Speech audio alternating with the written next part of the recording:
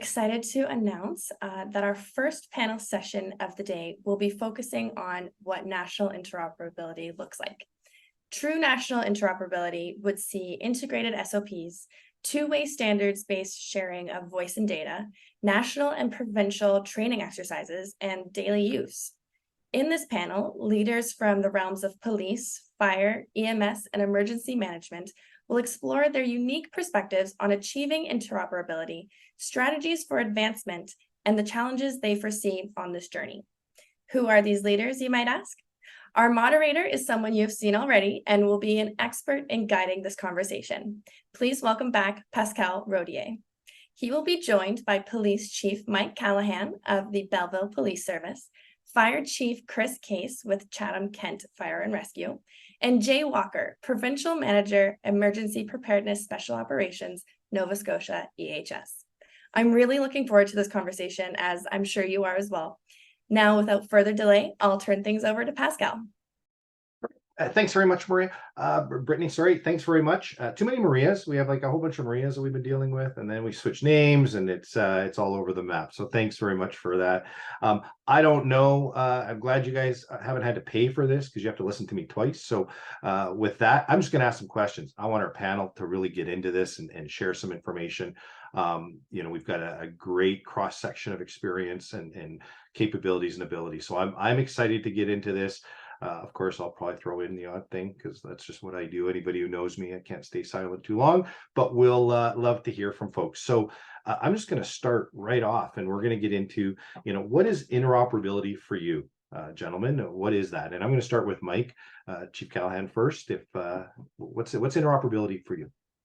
Well, Pascal, it's interesting because what interoperability is to me, and I did a little bit of a background investigation within my own service, and I asked numerous people and within the exec team to identify to me what interoperability was to you. And ironically enough, I got a somewhat overall intent of what interoperability is. But even when you look in the dictionary, for example, if you look at the Oxford Dictionary, it says the ability of entities and a network to connect with each other for carrying out their functions. But if you look in the Webster Dictionary, it says the ability of equipment or groups to operate with each other.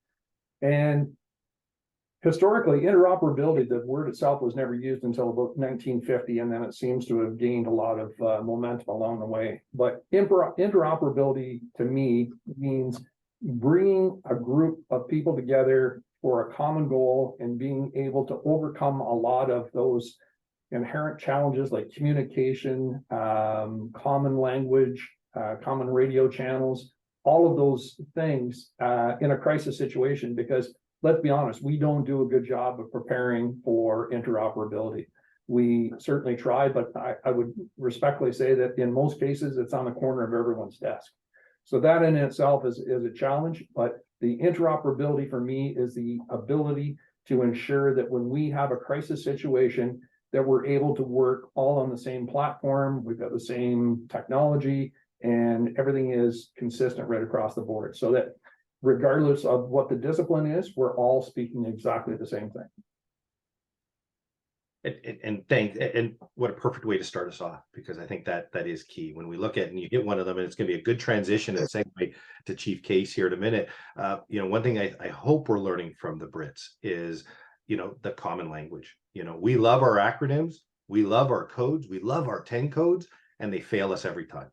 And I know that even in healthcare, we're struggling with that. We have these secret codes. We don't want anybody who's watched a medical show since the 60s knows what code blue is. There's no surprise. There's a cardiac arrest in a hospital. So why are we being secretive? If I have a person with a gun who's actively killing people, I don't want it to be a code people don't understand. So how do we get to that common language? So Chris, I'm going to switch right over to you. What's interoperability to you, sir? And looking forward to the different sides of the pond, even with your examples. Well, Mike set me up quite well, though, because I was thinking about this question, and I think everybody on the webinar would agree that true interoperability, that's the first 5 minutes of any call. When the crews very first land, police, fire, EMS, and municipal staff, they all have a very common goal. And the culture, the language, the finances, the politics, the equipment, all falls by the wayside. You truly got a group of people who are operating with one specific goal, shared mission, save that person. And I think if we can capture that, that's when we begin to look at the real aspects of interoperability. And you mentioned both sides of the Atlantic. I did 25 years in England, and then I came to Canada, and I've been here for 7 years now. And we'll probably touch on it a bit later on. But interoperability means different things across, when we look at operational interoperability, or we look at communications interoperability, or even planning interoperability. I think the way things are right now, we've got to get to that distilled, shared common purpose, because unless everybody gets on board with the reasoning and the purpose for doing it, we'll never get true buy-in. And if our political masters are not prepared to step forward and provide that leadership, then it falls upon us with the gold on our shoulders to do that, because that's what our people are doing. If that's what our people are doing, then we should be doing the same also. It's so true, right? And we talk about that at the end of the day, the boots on the ground are wanting to do that one common goal, but why are we failing to set them up? Really, why are we not giving them the best of the best? And I know we talked about that a little bit before. I'm sure we're going to get into it here, but awesome things that we can learn from each other. Jay, from your perspective, what's interoperability? Yeah, hi everybody, and thanks for the invite. I'm third in line to answer this question, and not much I can add, other than the fact that I really think interoperability is often discussed in the boardroom, but often not translated to frontline. So our frontline folks really need to practice this stuff. It's great that chiefs and managers and staff sergeants and supervisors all agree on what we should do, but does it really translate 4 o'clock in the morning when that active shooter call or that major force fired? The strength of our leadership and our successes are measured by ability of our frontline to really implement interoperability and set them up for success. And some of those things I think are really important to worry about is aligning cultures. Talk a lot about language, and our friends in the UK have done a great job of leveling that field and creating common language and reporting. I think that there needs to be a lot of understanding about accountabilities. Every agency has their accountabilities, and I think we have to share some time to understand what those are. By doing that, we meet a common objective. The common objective, I feel, is really a mutual and a sincere effort, like a truly sincere effort to identify response priorities collectively. Prioritize those response priorities. So what's the most important to life-saving, security, fire, sort them out amongst each other as a team, and work on that through training and education and exercising. How do you sort those priorities, and how do you align those to a response? And then ultimately intermixing teams with interoperable tools. So a paramedic and a police officer and a firefighter and a communications expert and an EMO officer can be tasked to do a certain thing, and all their tools and their language intersect and work together. And that's often what prevents us from being task orientated in our responses. So holistically, I think that there's lots of discussion, lots of plans, but it has to translate to practice, and that practice has to be at the front line, and it has to be around language and mutual accountabilities. So important, right? And we've often talked about this. If I can't get a police officer and a firefighter to talk at a call together, how am I going to get them to share information before they get to the call, or on the way to the call, or even at the call itself, when we've seen some breakdowns in those communication paths or that information sharing? And Lance touched on it earlier. We all have our proprietary stuff. We have our things, and I mean, nobody wants to. I don't need to be on the TAC channel that the Ninja Turtles are using, right? Like let the ERC guys do their thing, and that's really important. But there's a lot of information we can share, and we need to get better at trusting that we're sharing the right information at the right time. And I think, I think all of you have hit that on the head. I think if I could add to that is that accountability really is about safety, security, and privacy, right? And we have to understand each other's obligations to maintain that stuff. And we have to maintain dual responsibility, or a self-responsibility, to hold our own staff and ourselves to the same accountability as our peers. And Pascal, if I could just add one thing as well. I think that sometimes the greatest forms of interoperability really come from a grassroots perspective. And, when we're thrust into a situation where, and I'll give the example, if you recall back in the late 90s, in Canada, right across Canada, we had the white powder syndrome, as we called it. So we had some anthrax scares and then the white powder syndrome. Everybody's shaking their head here. So yeah, you remember it all too well. So at the time I was with the Ottawa Police, and it was, we pulled a group together and we developed the National Capital CBRNE team. And it was disciplines right across OPP, RCMP, local fire departments, paramedics, the Emergency Management Canada, Emergency Measures Ontario. It was fantastic. But the most important thing that we had there was that the rank and entitlement was left at the door, and we had a sign right on the door. It stops here. And it was paramount to do that because at the end of the day, we had set up an incredible protocol, and that program ran for years and years and years. And that, to me, that grassroots from the bottom up is the way to go, but we need to show the leadership and ensure that people have the opportunity to do that, because we're going to be thrust into a situation as our weather worsens and we get more a greater challenge just from global climate change. We're going to be thrust into situations. If we don't start to prepare now, we're going to be in a significant peril moving forward.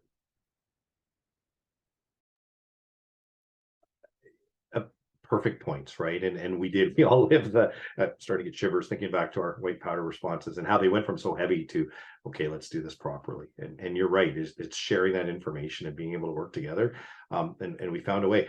One of the things that I you know, Mike, you and I talked about this a little bit yesterday, you know, how much we learned from the college, you know, and I know Lance touched on it earlier. I mean, Jay's been there, you know, how much we learned in interoperability, even though we still had some challenges. Ontario with their IMS system, everybody else with ICS, we still had some easy barriers to overcome. They really were. They weren't that big of a deal. It was mostly a little bit of language, a little bit of nomenclature. But we learned when they made you know, pick a police officer, made them do some fire stuff, right? And when we had to do, you know, crossover and do different leadership roles from the different disciplines, you learn pretty quick to appreciate what those other agencies had to do and what their responsibilities were. And I think of, you know, although we didn't have a formal interoperability training process, it was a natural organic piece because we were working together and we had to work together, and having those mixed teams going in, like you say, the white powder was a great example, but having those mixed teams with a firefighter, paramedic, police officer, you know, really put that into they were the team. It wasn't three separate teams working together. Chris, before we move on, anything you want to add? I want to move on too quick. If you have something else, or I think my colleagues have covered everything quite well there, sir. Well, with that, then we'll go on to the next question. So if we were to have this is now the perfect world. So we've gone from, you know, what your thoughts are on interoperability to, and some of the things that we talked about earlier. So if we think back, we think to the continuum, we think to the interoperability continuum, you know, we have the best of the best. Every jurisdiction is on board. Every layer of government is on board. We're at the far right of that continuum. We are using practiced interoperability on a daily basis. You know, how would you see for especially for large scale events? We know that the day-to-day calls for service get handled. They get handled fairly short order by some very professional people. But as Mike suggested, we're moving into some pretty extreme weather incidents that are impacting us at a disastrous level. We're looking at some other concerns with international threats and internal threats and our infrastructure threats. So when we're looking at these really large scale incidents, and sometimes those are the toughest to get folks to work in a room together. We all have our own command post. How do you see that true interoperability? Everything's worked out well. How do you see that really improving things? And what would it look like? And Jay, I'm going to start with you on that one. All right. To me, you know, in Nova Scotia in the last 4 or 5 years, we've had a bit of a rotten time with major incidents, and my perception of what would be an ideal success or what interoperability would look like for me has changed significantly from case to case. However, I think ultimately, it would be a very efficient response. And the reason I say that is there's lack of replication. There's no duplication of services. and there's no interruption of the response continuum. I think that that's what interoperability offers most is it reduces risk, it provides much more efficiency, and is safer for our responders. And the reason I say that is that all our services are somewhat taxed or burdened with copious amount of call and volume increases, either from mental health to climate change and so forth. In the past, we used to have a degree of excess capacity. That excess capacity is not around anymore. We used to just brute force in major incidents. You know, there was a forest fire, we just threw every piece of asset we had at it, and it just managed itself, and bumbles and all. But as we become a little bit leaner because our resources are more tapped, being more efficient and more fluid in our responses, and reducing risk by being very concise in how we communicate, how we develop task teams and strike forces to surgically, pardon the pun, surgically attack issues or taskings is ultimately what I think is a perfect interoperability situation. The tools will fall into place, like, you know, radios and language and all that stuff, but ultimately the objective is to be much more efficient, reduce the risk of safety, and ultimately improve outcomes just because using teams more effectively. And I like the resource deployment piece. And I mean, even one of the things that we really noticed, and we hadn't planned on this. This wasn't something we had planned on when we did the combined events project in BC, but you know, often canceling resources coming, right? I mean, the cell phone rangers are out there, they're calling in Armageddon, and it's a fender bender. But everybody's coming, and they're coming as fast as they can with everything that they've got. And not only are we putting people at risk driving to the scene, we're using resources we didn't need to use. And the first time, and I remember hearing it was actually a paramedic that was on scene. They were on scene first, determined this was a non-event. It was a fender bender, exchange information, go talk to your insurance companies. They radioed the fire apparatus that were coming, and they told them, they didn't cancel them, they just told them, like, this is what's going on, there's nothing here, these folks are about to drive away.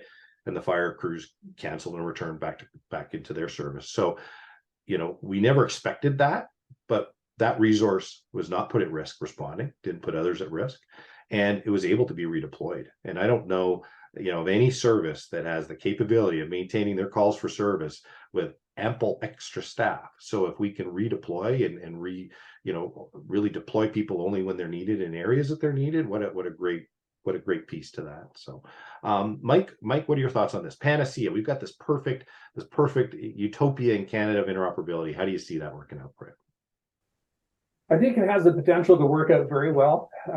As I had mentioned, I believe this initiative has to come from top down and bottom up, so to speak. But I think that one of the things that we have to do, and this is really a page that we took out of the UK, and that was developing a very comprehensive threat vulnerability assessment.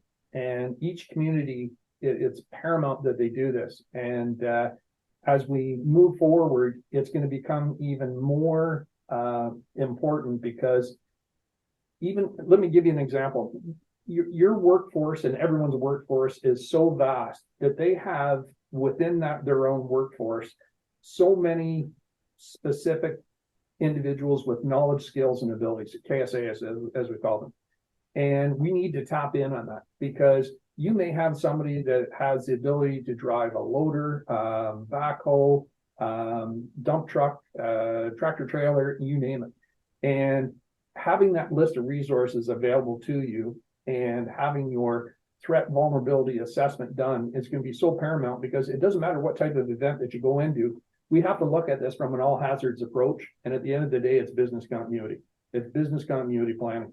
So when we're attacking these large events and you know, trying to make and ensure that we have the right resources at the right time, you also have to have the ability to stage those resources that you might need in your next planning cycle. So whether that's 4 hours, 6 hours, 8 hours, 10 hours, 12 hours, you have to have that planning and logistics of your ICS or IMS model. And another big one is the accountability component. And we're very fortunate because the fire department has a very comprehensive accountability program that they use on their boards, with people in, people out within your hot zones, your staging zones. And that is really important as we move forward, because again, the mock scenarios that we do, the training exercises, they're going to be so paramount.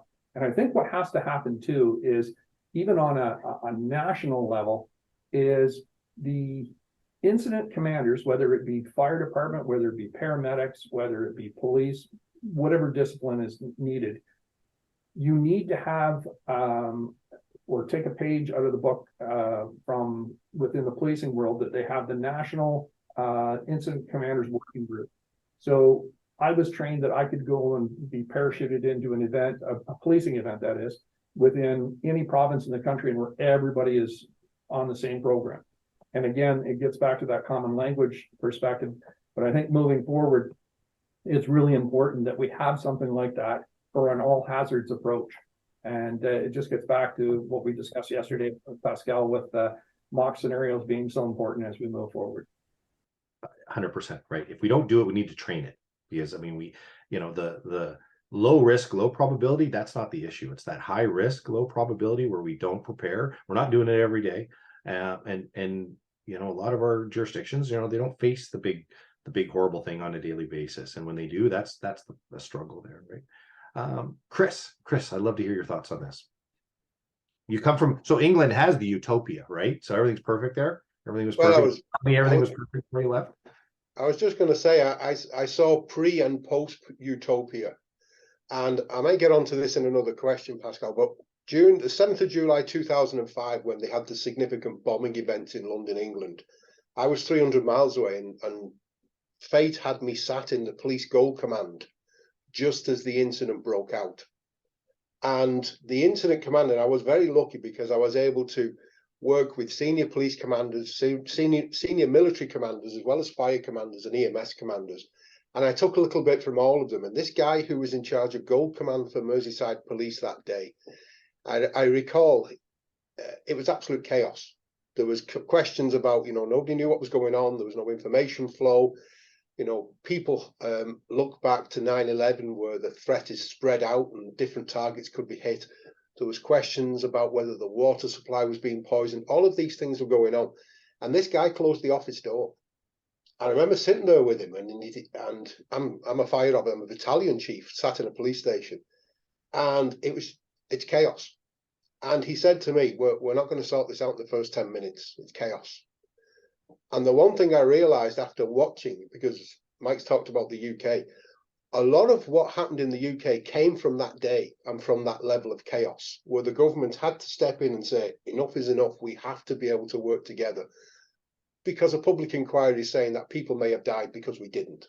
And if you recall the previous webinar that we did on interoperability, where we had the head of fire training and the head of police training for the UK, they all openly admit it wasn't just something one day we decided, wouldn't it be good if we all worked together?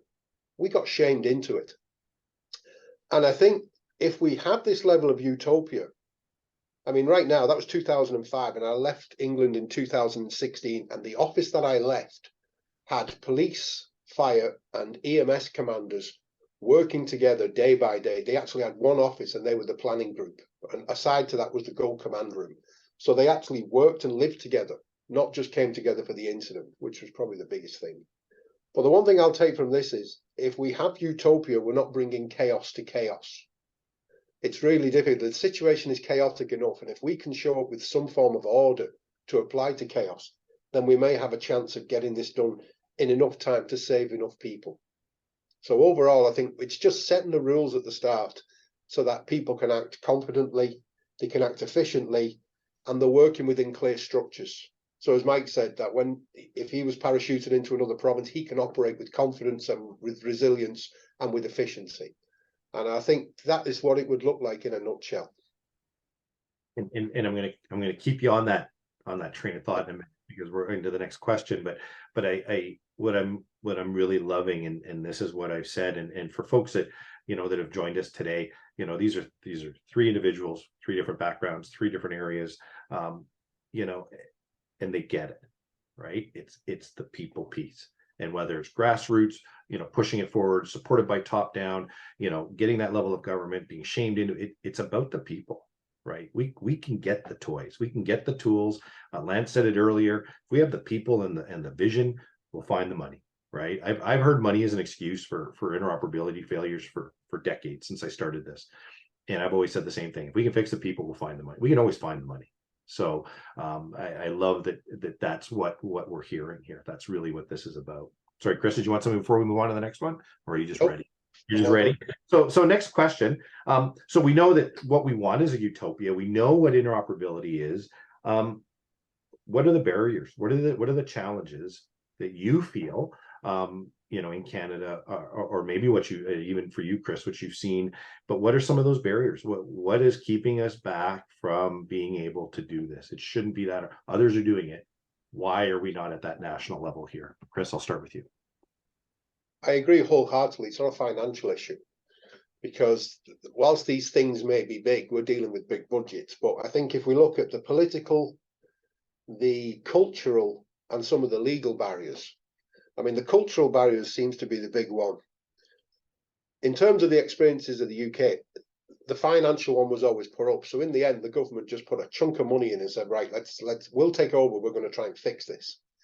And it doesn't always work. And one amusing anecdote that comes to mind is Mike talked about the white powder incidents, and we have the same run around with white powder incidents. And the government decided to invest £98 million in an enhanced capability so that a vehicle could arrive on the scene with gas chromatography and infrared mass spectrometry and wet chemistry and and we could really get in there and take samples, and within 40 minutes we could say whether it was good or bad.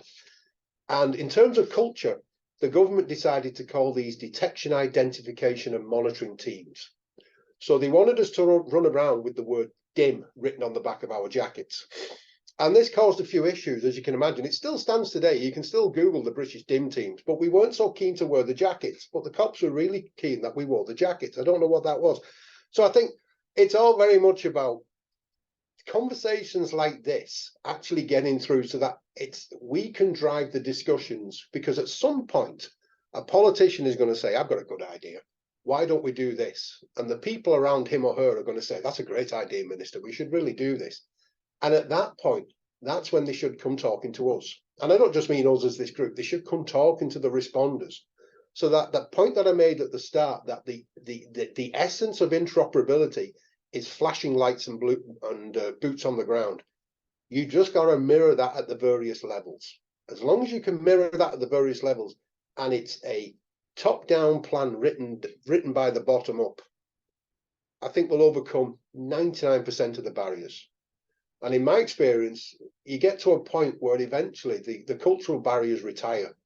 People who have grown up with 30 years of, that's a police officer's job, or that's a firefighter's job, or that's a paramedic's job. They slowly disappear when they're faced with the aspect of, the job's saving lives. Whatever colour uniform you wear doesn't come into it. So that would be my vision of utopia. We'll just leave the dim joke aside for the firefighters. That's brilliant. That that was a copper sitting there going, this will be hilarious, right? So Jay, what are our barriers? And I will say it, and not obviously going to give you a plug. A lot of the barriers I've seen in this province, you've done a tremendous job of overcoming. But it comes with a lot of work, and we need the champions, right? We need, Mike, the Chris's, the Jays of the world, some of our predecessors and some folks that are on the call. We need those champions. So a lot of work to overcome it. But what do you see as those barriers? Why are we not? Maybe not so much in your area, but across the country, because we have pockets of interoperability, and I would say that's fairly even loose. So yeah. Wow, I'm learning a lot through the discussions, and this is a great question because, like you mentioned, Pascal, we've kind of gone through the journey here in Nova Scotia. When I was brought in to do this job, my performance expectation was to create interoperability opportunities. So it was based around some bad things that happened, as a lot of change efforts actually originate, and some of them are self-derived. But at the end of the day, when I look at the barriers, I kind of reflect with my peers, and I did this, and this is probably the first barrier. Is I went to the Canadian Emergency Management College, and I had a beer and a box of pizza with a police officer a firefighter, and we talked about the things that really make us stumble from an organizational perspective, from a cultural perspective, and come to find out, many of the things were much the same. I'll bring up some of these along the way. First one that I think is probably, there's never enough funding nationally to the provinces, to a national force, to a municipal force, or even private forces. A private, I see a question there earlier, a private organization could be part of the command structure, if not the incident commander. But the challenge with funding is there's a lack of performance expectations or evergreen. Is that typically it's a one-time, here you go, here's $1 million, do what you want with it. And what typically happens is agencies stockpile their stuff. They say this is our stuff, and they don't share it, and there's no performance expectations to use it or to evergreen it. And ultimately, there's great that there's funding out there. It's never enough, but what small amounts there is, there's no performance expectations on the delivery of that equipment or funding. And I think that if we're going to continue, my advice to the people who hand out funding, much like my boss did when he gave me my job, I expect you to perform at this level and accomplish these things. And I think that needs to be translated to the organization's accountabilities. And that's harder to do with municipalities versus provincial agencies and national. But ultimately, I think that there's a lack of accountability and performance. I think there should be a unified reporting and accountability framework nationally. So things like standardization of after action reports, standardization of equipment has to be done nationally and disseminated through any kind of funding source. The Americans do this really well. The UK does this really well. Why does one faucet don't fit one fire truck in one jurisdiction and it does another? Or why does one paramedic have a mask and the police officer has a different respirator? Those type of things just don't make sense to me from an operator's perspective unless we create some kind of standardization nationally. We really will struggle with that stuff. And we see that in radios. We have some provinces that invest a lot of time and energy in radios, and some other agency provinces, none whatsoever. And I think at the end of the day, we do have to have educational standards. And I dread the fact that the Canadian Emergency Management College went away, because not only is that my greatest learning about public safety and how to manage large major scale events, but it also it kind of shut off the ability to have good conversations with folks about stuff. So through that process of training at a national standard level, I lost the opportunity to create networks across the country. Now we've done some things locally. For example, we just did an active attacker course with the RCMP, and we took it on ourselves. It is our responsibility to bring a paramedic from Ontario and a paramedic from British Columbia, and we brought a police officer from 4 other jurisdictions and the Canadian military folks. And it's our responsibility to bring them in and make sure everybody's aligned and on the same page that we're learning. That's a personal or organizational responsibility, but somehow we have to create another new framework for the Canadian Emergency Management College to flourish, renew itself. That's all I got for obstructions. There are 3 big ones. They are, and I think we've heard that theme repeated, right? Where unlike, and I don't know enough about the UK, and maybe Chris, you can answer this, but I know from the US perspective, even from an emergency management lens, we don't have national standards. We don't have national nomenclature. We don't even call our profession the same thing, depending on where we are. And we don't have those competencies. We don't have those KPIs. We don't have those expectations and those standards. We have a national framework that was written. It's there. We looked at it from an interoperability perspective. We had documents written. They're there, or they're not even there anymore. So if we don't have that common operating picture, if we don't have that information being shared, the expectations, how do we hold people accountable? How do we say to them, we want you to do this, but to what standard? Right? You're very proactive. We have leaders on this call right now that are very proactive in their jurisdictions, but that isn't the case everywhere, for various reasons that folks maybe are holding back. So I agree. I think that having that national standard, education has become a moneymaker really in Canada now for emergency management, for public safety, police, fire, EMS. It's for the most part, it's a moneymaker. We have to go to the States for free training for a lot of what we see. So how do we get past that? And I think the college, sadly, I don't think there's anybody, from from the Hill on this, and maybe that's who's missing. Why don't we have some of our leaders, national leaders, sitting in on this conversation so they can hear this? So, Mike, leave it to you. What are some barriers that you're finding?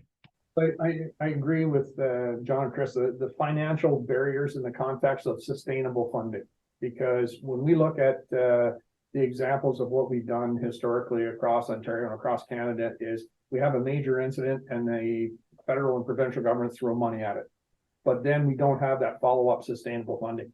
So as you were saying, John, that equipment, there's no green perspective to it. It's not renewed. There becomes those challenges of whose equipment is, when it is utilized, and et cetera. But I think that part of it too is, as we talked about those mock scenarios, there has to be a mutual or a common respect and understanding of the other roles that are at the table.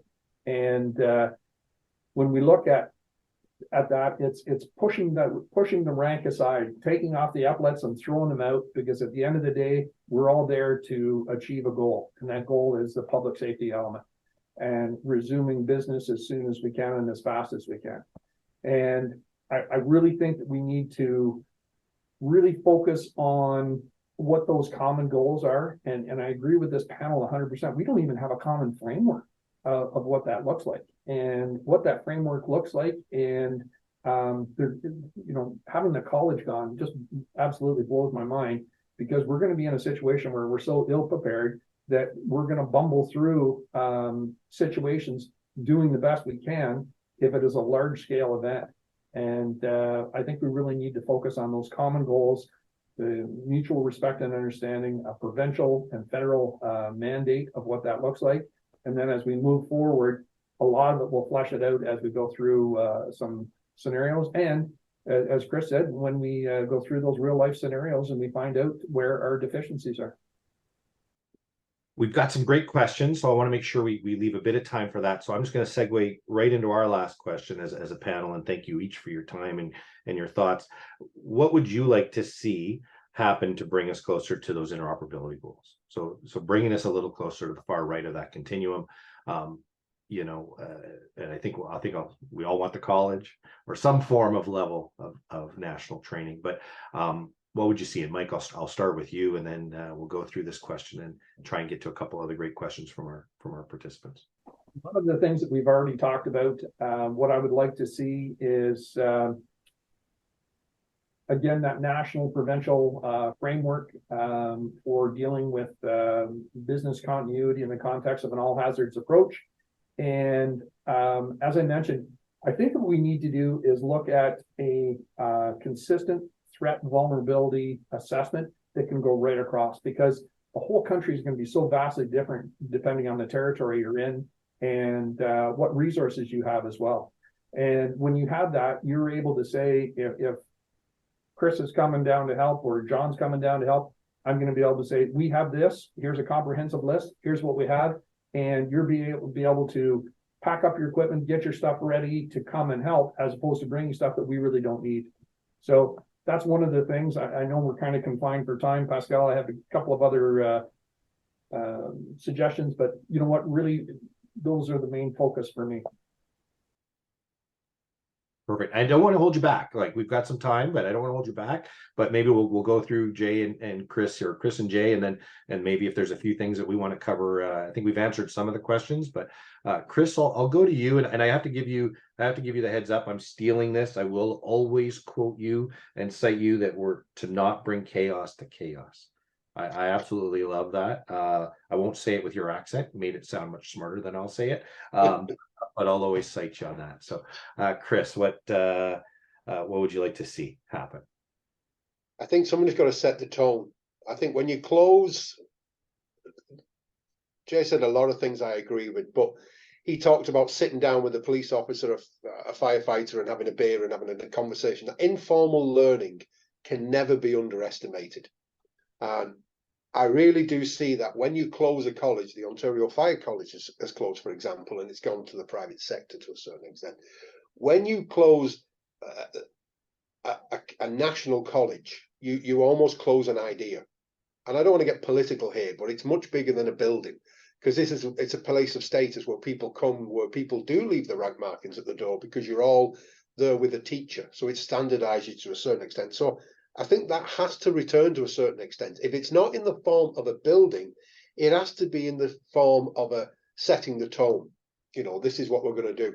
I was reading through the questions and I was grateful to Rick McSpadden, who talked about the Civil Contingencies Act and the JESIP principles, JESIP. Again, these all came from need rather than want. And it's interesting that interoperability has also saved the government quite a lot of money in the UK. There's a backside to this where you can make some savings and you can cause a bit of friction with unions, but that's another matter. So I think that clear call to action. I mean, if you look at the principles, those principles apply to all the emergency services. So it's something we all align to. Can it be done nationally? I'm not entirely sure. I think provincially is probably the first way to go. It might be a national tone funded, but delivered provincially, and effectively, then it comes down to a local level. So I think determining the tiers would be quite important. But the first thing I'd like to see is for someone to actually, at a national level, a political level, to agree this is a need. Before we have a massive incident, knock on wood, before we have a massive incident where people are wringing their hands going, why didn't we see this before it happened? And how many times do we see this all across the world? When you look at fire legislation, how much fire legislation has been written on the back of an individual incident?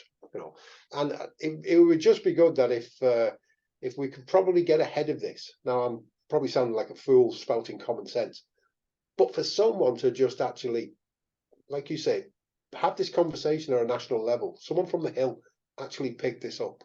And I think the minute that happens, then people start to listen, I hope. And it is key, and that's where I sort of put up my challenge. You know, you yourselves as chiefs and leaders in the organization, or members of associations, they have their time on the Hill. You know, we have ministers who that's their one job, right? We have a public safety minister, we have an emergency management minister, or emergency preparedness minister.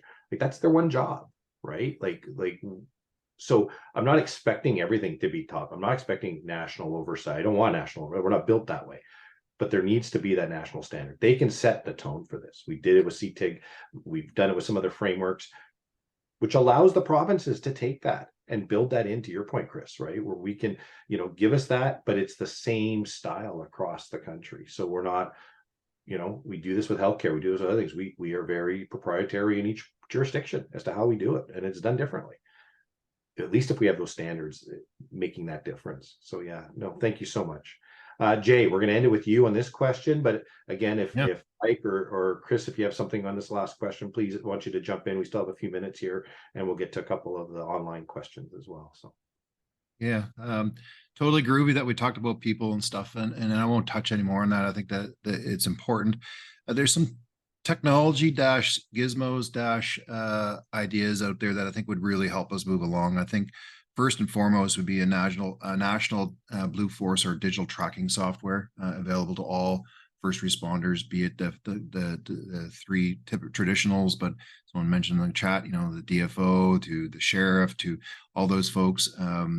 We use, for example, TAC here in Nova Scotia, which is an open sourced program through the Department of Homeland Security, but it tracks the individual rather than the car, right? We traditionally track cars, but we want to make sure we keep an eye on our people. However, the technology that's available there, and we saw that with our sponsor, also includes live video feed sharing, digital mapping, strategic planning, all kinds of technology or options in the software. And it doesn't necessarily have to be TAC, but you know, the RCMP have selected the software as their national platform. We've done it here in Nova Scotia with the EHS, but you know, a nationally funded data repository and also server would really help us move along with the interoperability and sharing ideas, sharing information. I think if I was to say a baby step, if I could have one golden win tomorrow, is that every first responder and secondary responder and third responder would have a universal SIT rep format. I think the British or the UK have done it through methane reporting. But everybody sit reps the exact same way. So we know exactly what we're facing and we can make good decisions based on that sit rep. And I tell you, we've done that in Nova Scotia and it changed the world for us because our methane reporting is the same way every time and it gets shared all the way to the ministry level. And they're actually addicted to it. They want to see that sit rep so they can get good information in real time. It's not different from what, when I come to find out when I talk to a police officer or a DFO guy or a firefighter, sit reps are often much the same. But unifying it would be really good because then we can depend on each other for good, timely information. It'd be good as like an example he gave us earlier, Pascal, about the paramedic reporting, hey, this is a non-incident. But if we had a standardized format, this would be. I still go harp back on is that we need to have performance standards when we hand out money. There's lots of caches of like Husar equipment sitting in warehouses that doesn't go anywhere without any kind of performance expectation. And it's terribly wasteful. And it's not just that. There's Ebola, for example. Every 5 years, we do all this work for Ebola and come to find out 3 years later, we did nothing to keep the kit up and running and then didn't share it with our peers. And it's just old. And by the time we need it again for the next Ebola phase, it's all out of date. Lastly, this is a personal challenge to everybody on the forum, is that we just need to carve out some time to have a chat and chill with our peers. Right? That's our responsibility. No government's going to say that, hey, you need to do this. It is our personal responsibility to take time out and talk to our peers and just chat and chill. What's tough? How can we improve things? How we can make each other's day a little bit easier?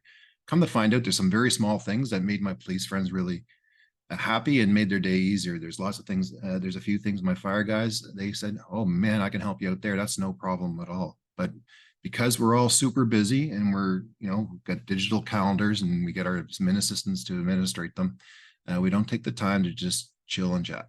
And that's my advice for today. It's so important, right? I've always said more gets done at the pub over a pint than 8 hours of meetings, right? We can break down so much, fix the problems of the world, just sitting down and just talking. Mike, we have a couple minutes just before we get into some of the questions. You had a couple of other points. Sure, and I just want to follow up on something that John just mentioned, and that is with the technology. And I want to say this is not an endorsement of Axon in the purest form, but having the body worn cameras has made such a difference for our paramedic and our fire response as well, because what can happen is if we've got a couple of officers in there, they're hitting the live stream function and they're able to project that back to the sergeant's or the NCO's phone, and he or she can say, okay, here we are at the staging area, here's what we're dealing with.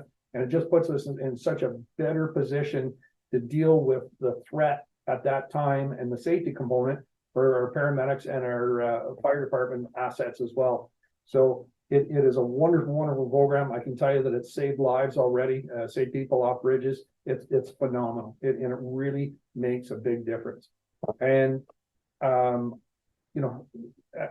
as we talk here, I find that the most productive things are exactly as you said, John, those off the record calls, having a meeting at the corner of bacon and eggs and just hashing out and understanding and appreciating where each other is coming from and working out those issues that really aren't big issues. They're either misunderstandings or they're those issues that are so minute that they can be fixed instantaneously.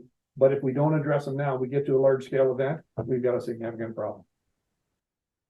I tell you, I can't, and that sharing of the broadband and that data is really, 10 years ago, I was in Colorado at NIST and I was looking at some of the work that they were doing there, exactly that, right? Showing that live footage. When we look at some of our jurisdictions, and I look at one province in particular, they have 2 hazmat teams, I think maybe 3 now for the entire province.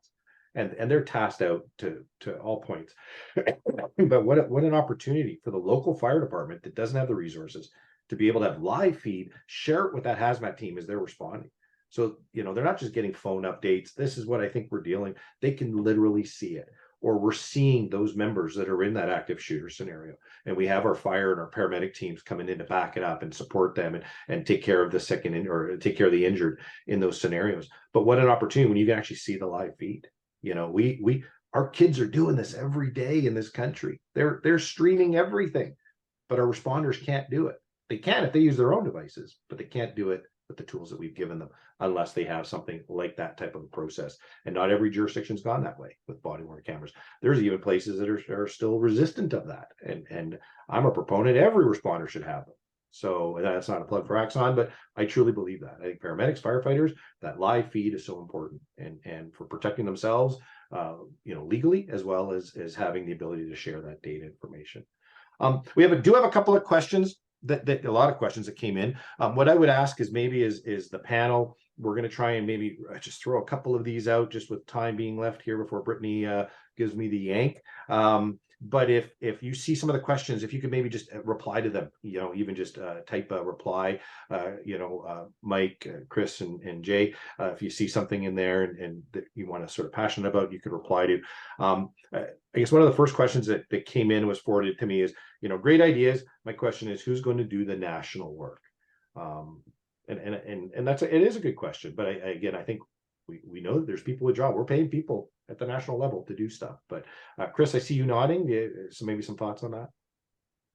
I'll give a thought, and then I'm going to give a public health warning, if you don't mind.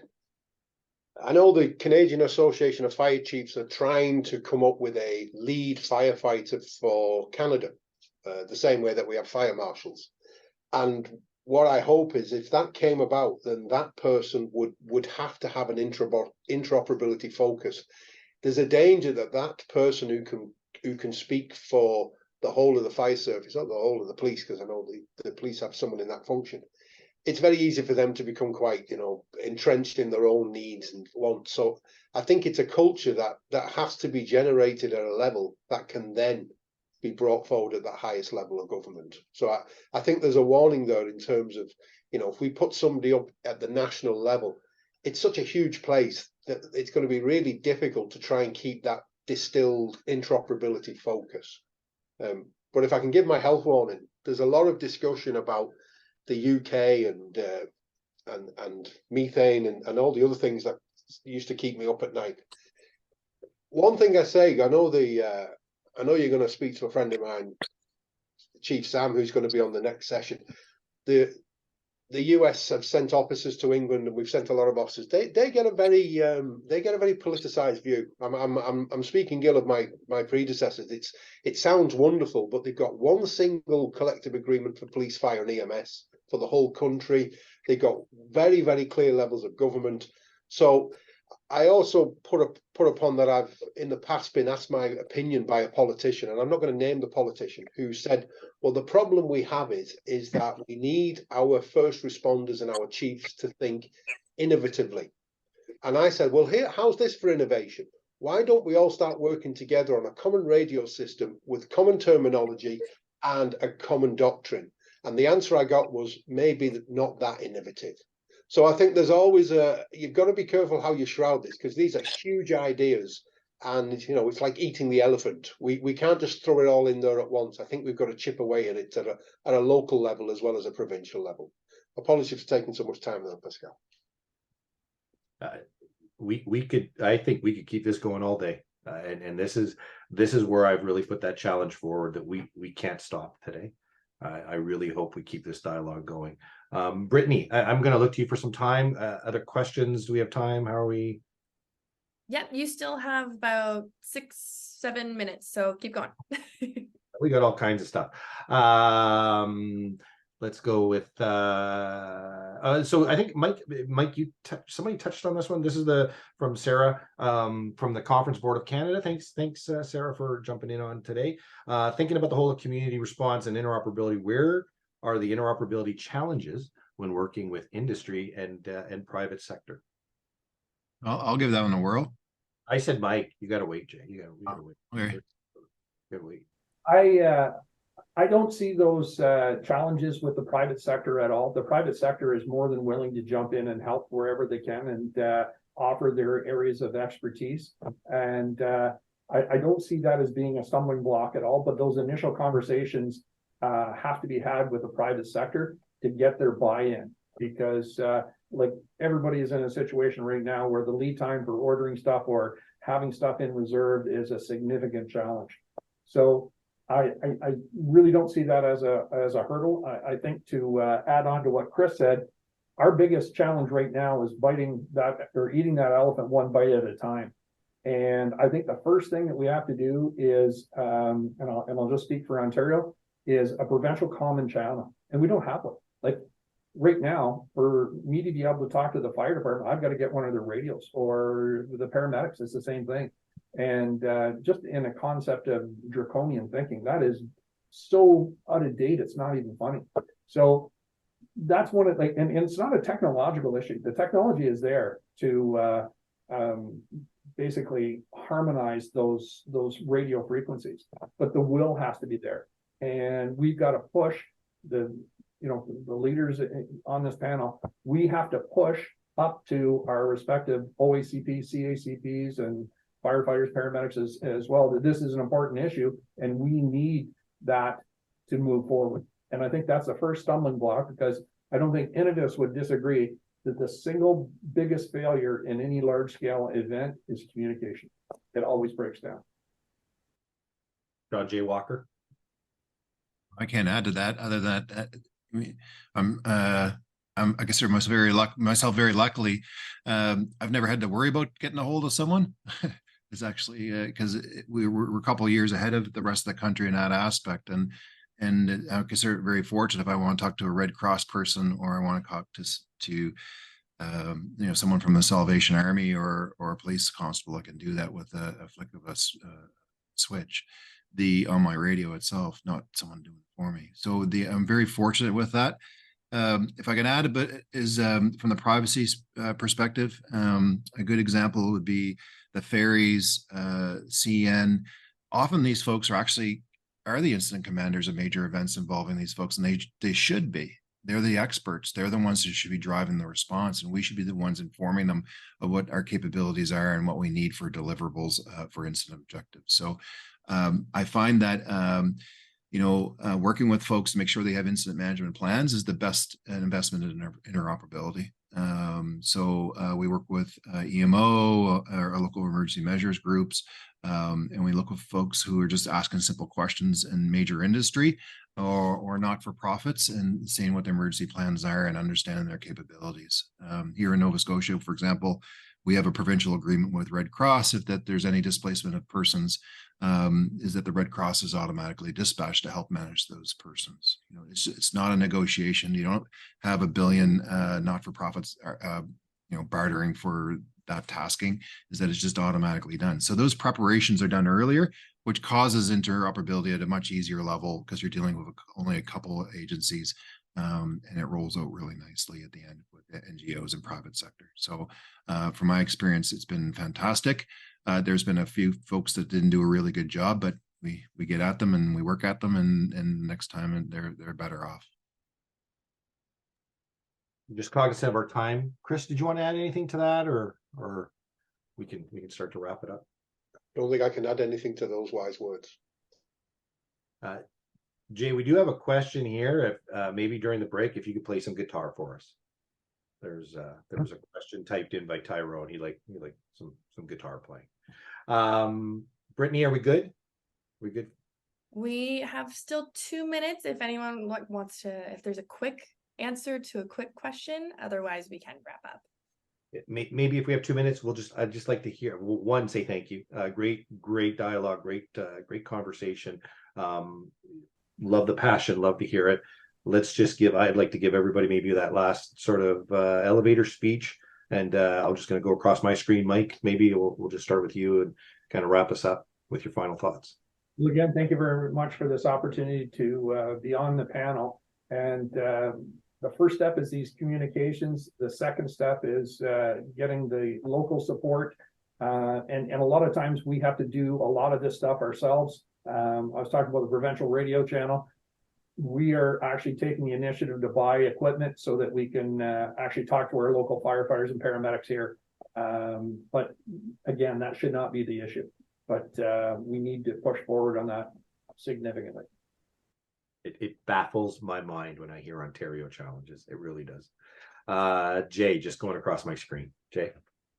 Thanks for the opportunity to share some of my ideas and some of the things we've experienced. I've met 2 new people that I have more questions for. So guys, I'll be pinging you. And if anyone wants to send me a note, I assume that folks will be given either my email or the social links, Pascal, but I'm glad to answer any questions. Christopher. 2 things I'd say. It is possible. Next Generation 911 came down to a very local level from the feds with the associated needs. So it seems reasonable that what we do after the 911 call could be treated the same, but I could be being quite simple. But I think in terms of a pragmatic solution, I said at the start that the actual essence of interoperability is 3 uniforms meeting in front of a terrible scene. And I think the onus is on us to keep that going by doing what we can at a local level, so that when finally something's happened, it's not a big shock to us and not a big surprise. So, as we say, it might be a top-down issue, but we're going to have to find local solutions whilst we're working through it. It's a system of systems, right? I mean, that's what we have to do. We have to see this system as a systems approach and really break that down. And gentlemen, I can't say thank you enough. This has been a passion of mine for a very long time, which just means I'm old and I'm kind of tired. So love that the younger generation has taken this up, and really appreciate your wisdom, your experiences, and some great sharing. As I said, we've got tremendous amount of comments and questions in there. Maybe if you have a chance throughout the afternoon to reply to that'd be great. And Brittany, I guess I'll just turn it over to you. And folks don't have to listen to me anymore today. You're welcome. Oh, we love listening to you. What are you talking about? I also wanted to say thank you, Pascal, Mike, Chris, Jay. You were all excellent, and this was such a great discussion. I learned a lot, and I can see from the amount of questions asked that people want to talk about this even more. So, like Pascal said, if you guys are able to check out the Q&A box and type out some answers, that would be fantastic.